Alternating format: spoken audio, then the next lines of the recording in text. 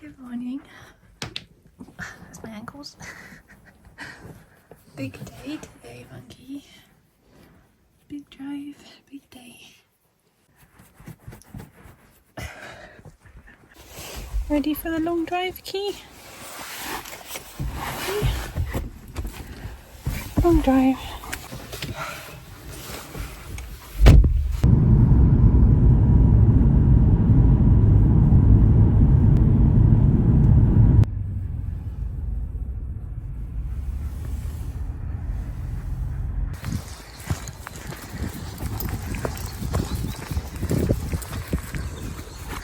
What a lovely day for the road trip. Hey monkey. Back to the car, get a drink, and off we go.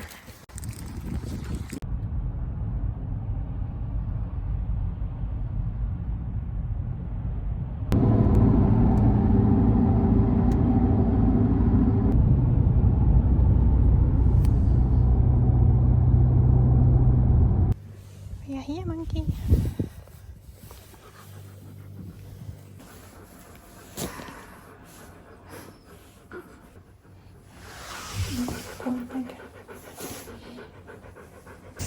We've just taken a little video of walking, and now we're just waiting for our appointment.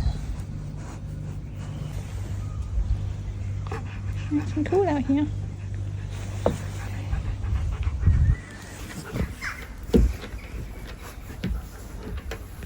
Thanks for wiping your nose on me. Hello. Snotty nose, aren't you? Oh, snotty nose. What do you want? That bit scratching? You too. All there. How many bits am I supposed to scratch? Up your ears. Used to scream the place down, but I've worked with him a lot to calm him. I mean, Huskies and German Shepherds, they tend to be vocal anyway. I mean, you take a seat. I'm just going to move the bed a bit closer to him in case he wants to use it. He might not. He won't. He'll walk the whole floor instead. Yeah. Animals that don't like to be separated from you, they don't like to be in the kennel, waiting for me to then come back downstairs. So I will try to do all those consults He at doesn't once. like leaving his mummy. That's the thing. And if you prefer, we can sedate him with you, things like that. That's That no might problem. be a good idea. And Boris Johnson comes on the telly, doesn't he? Good boy. Or Trump, he doesn't like his Yeah, he's had 4 paw infections from the allergies. First time was a complete nightmare because I didn't know what it was. I thought he had something stuck in his foot. Sorry, this question is a bit tricky. In that 30 minutes, how far can he get? We go to about a mile and 1.3 miles. Okay, We do occasionally go to a field where he gets an hour off lead. okay. And does somersaults. Yeah, he goes crazy. He doesn't know that he's He doesn't injured. care. He doesn't know that he's 10. He literally runs and throws himself to the ground and rolls over. He thinks it's fun. His favorite place, yeah, the grass. What the stem cells do is they go there and start repairing the damage or some of the damage that was there. So if they need to create more synovial fluid or hyaluronic acid, they will change it to hyaluronic acid. If they need to create more cartilage, they will change it to cartilage and so on. But they are not going to cure the problem. It's going to help us with the pain management. It's going to resolve some of the damage, but it's not going to cure the osteoarthritis. Nowadays, or up to this day, there's no cure for osteoarthritis unless it's a joint replacement, like a hip replacement or things like that. In his case, with that wrist, I need to talk to you about that, because normally what happens when they have that carpal drop is the ligaments here overstretch and sometimes they can even break. So I could help with the pain and the discomfort if there's osteoarthritis, but if those ligaments are overstretched or even gone, the only way to fix that is with surgery to put pins in it to fix the joint.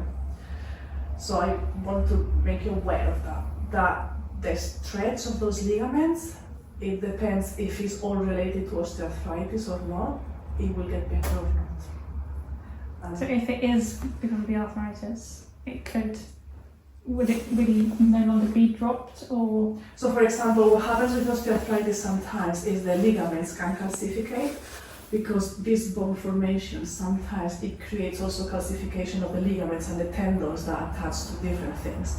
And in some cases, it just calcificates in a kind of extended position, or sometimes it's the opposite. Sometimes they go like that, or in other cases it goes in or out.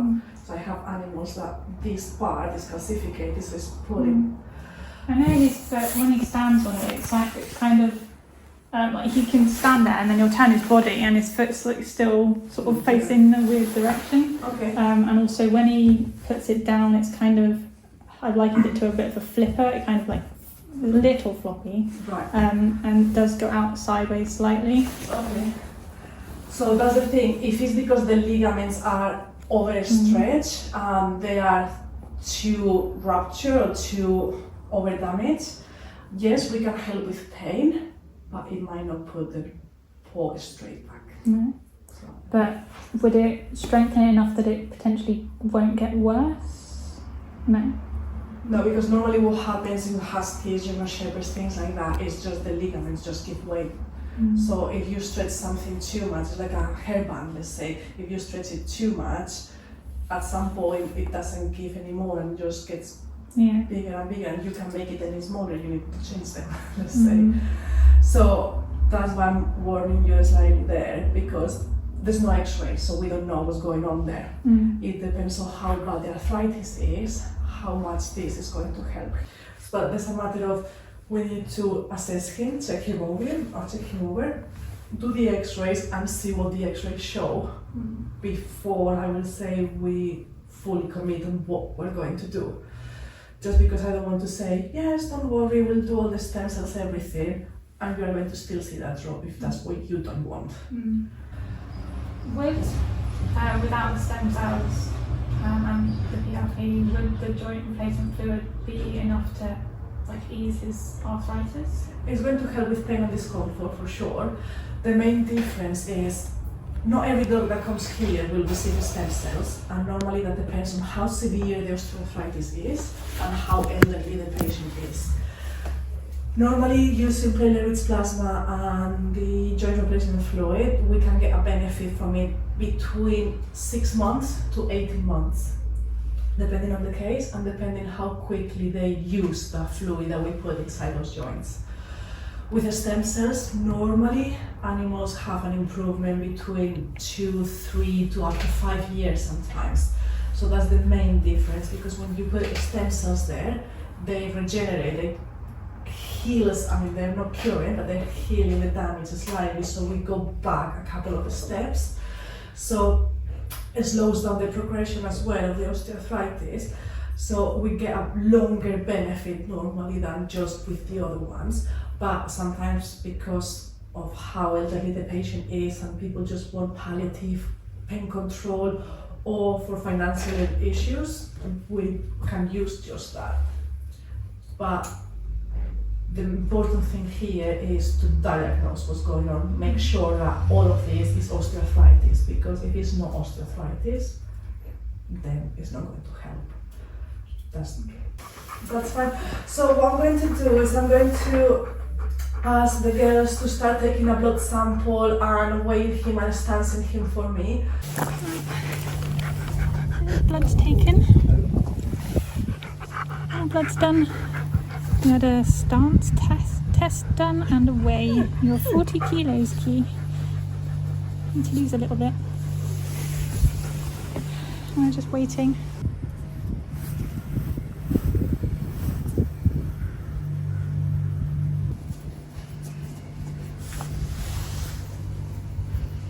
But the main problem or the main worry that you are worried about is the hyperextension of the carcass. I don't think that's going to be corrected, and that's not going to get better with our treatments.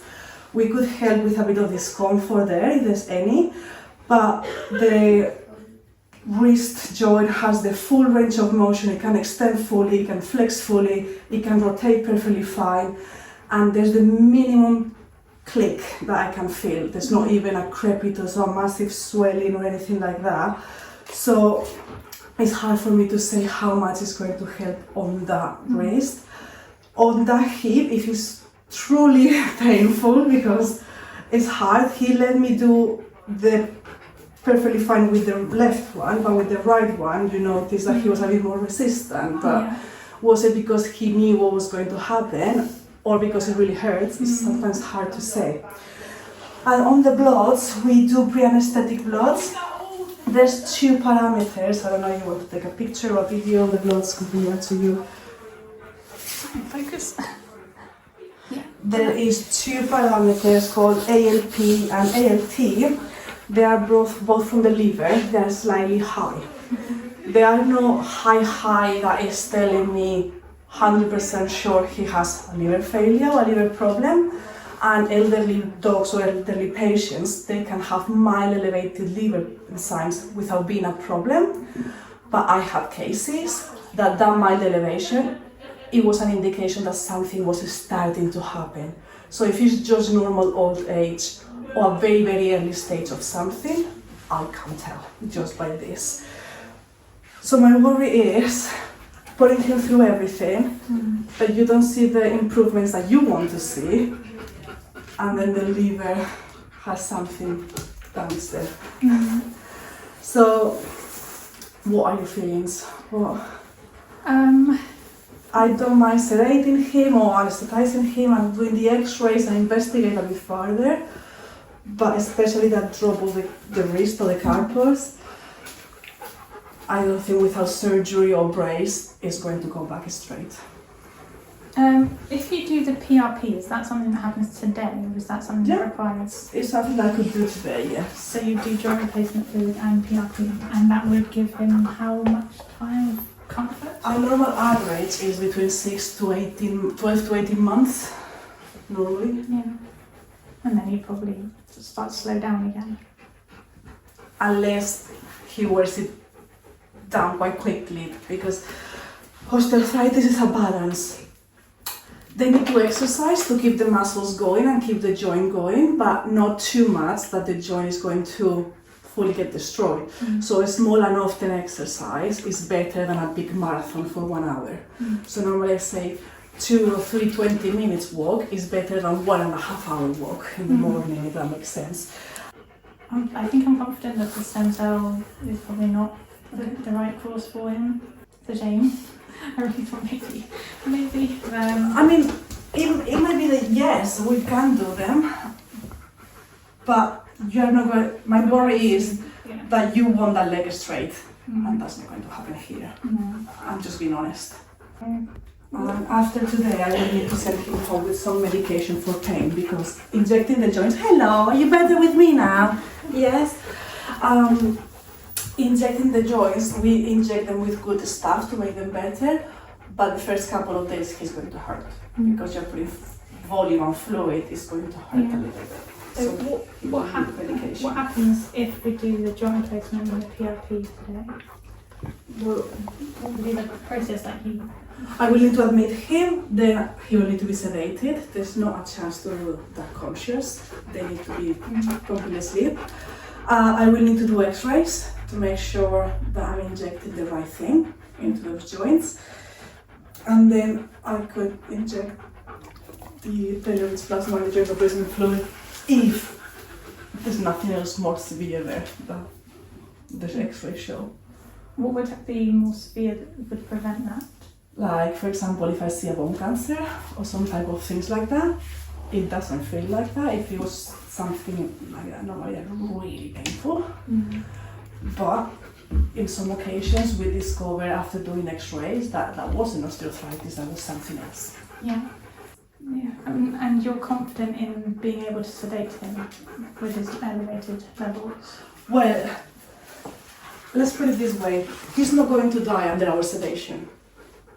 The problem is, if this is just old age liver, fine, it's going to be okay. If it's a start of a liver problem, and then we give drugs and we give him more drugs, we are going to push the liver. And it's a matter of how much the liver can cope with. So I had cases that And owners have said to me, no, I'm going to my primary vet, I'm going to check this liver, and if all is okay, I'll come back and then I'll have the treatment done. Perfect, you can do that, you can go to your primary vet, have liver checked with a liver function test, scans, anything that you need to do.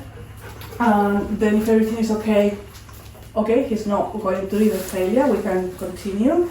Other people have said, no, go ahead, I'll check it later. But then 3 to 4 months later, the liver has had enough. And the thing is, if he needed the surgery, yes or yes, because it's an emergency, it's welfare issue, I will be saying, fine, let's go for it. But because it's something that you are planning, that is no emergency that needs to happen, that weighs on me a lot. This is elective stuff. Exactly, it's elective. I give the option to go and check that before anything else, or we can treat. It's not my call, if that makes sense. It could be making something worse. Unlikely, it's not the common norm, but I have cases that was the norm. Yeah. And I don't want to be the cause of making him sicker. That is his stance, you can even look here on that. Head and tail, the normal range of motion, or the normal range of how much they weigh they put, is 30-30, 20-20. They always put more weight on the front legs because of the way they're built. So yeah, we know the right one is not putting that much, but still it's not bad. It should be 30-30, 20-20, and the back legs are pretty good. Outside of these treatments, Yes. is there anything I can do that could, like people have suggested giving him collagen in his diet? Is that just a fairy tale?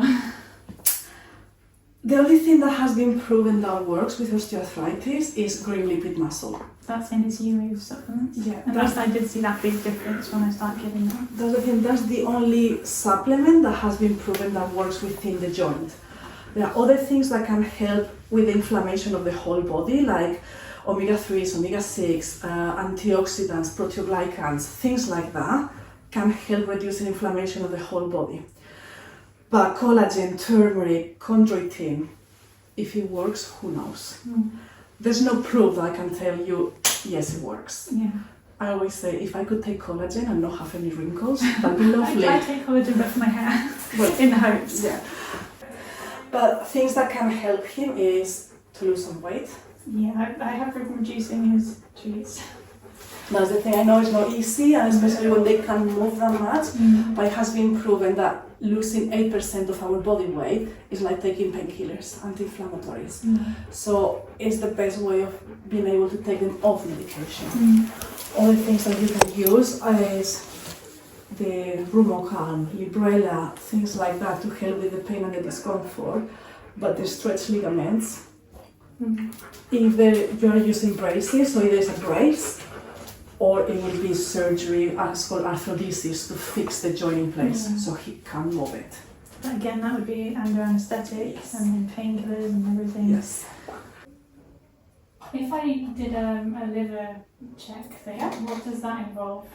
So normally it's a bit more comprehensive blood sample, so because this is telling us a moment in time what the liver is doing. So at this moment, this level and this level is slightly high. There are other tests that they check the function. So, for example, you take a blood sample now, and then you feed the animal something really fatty, really tasty, His best friend had to have something. and it's called bile acid stimulation test. And then 2 hours later, you take another blood sample and see what the liver enzymes, and especially the bile acids, are doing. If the bile acids are going too high, it means the liver is not coping well. So it's telling you a bit more. There's also something called ACTH steam test for possible Cushing's disease that might be affecting the liver. Is he drinking loads or anything like that? No, excessively? sometimes I tell him to drink and maybe Okay. just doesn't. But no, I'd say his drinking is pretty normal. He's got a water fountain that he goes to and he's got water in the bedroom. And not excessively, no. And the other thing, it will be to do a scan of the liver to make sure that there's no a lesion or something there creating that liver upset. Because sometimes the liver is functioning fine, but it's something in the liver growing or pushing it or a bit inflamed that is making it annoyed. So normally I suggest doing functional liver test and an image of the liver. Doesn't need imaging as an anaesthetic. No, if he tolerates someone, it's like a pregnancy scan for a baby. You need to clip a bit of a patch because if it's quite hairy you can't see anything, and it's just a cold gel and the probe.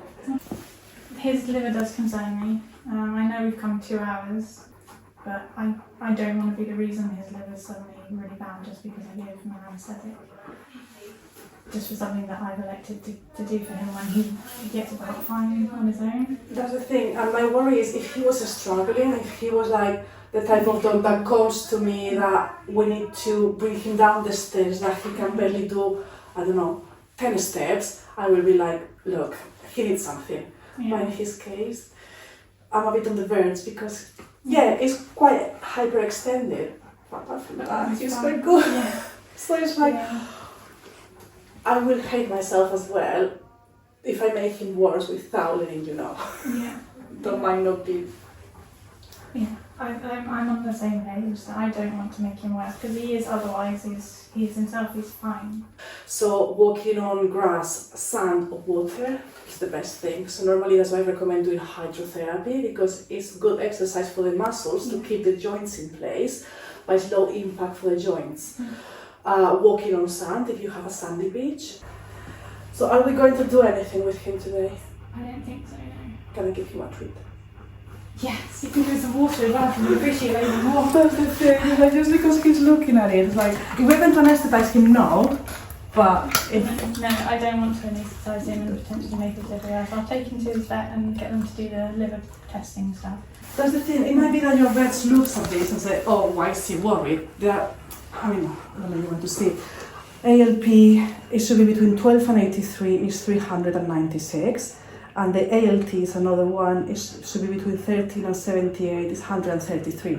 So they're slightly high, but they are not... What would be a really bad high? Really bad high over 1,000. Okay.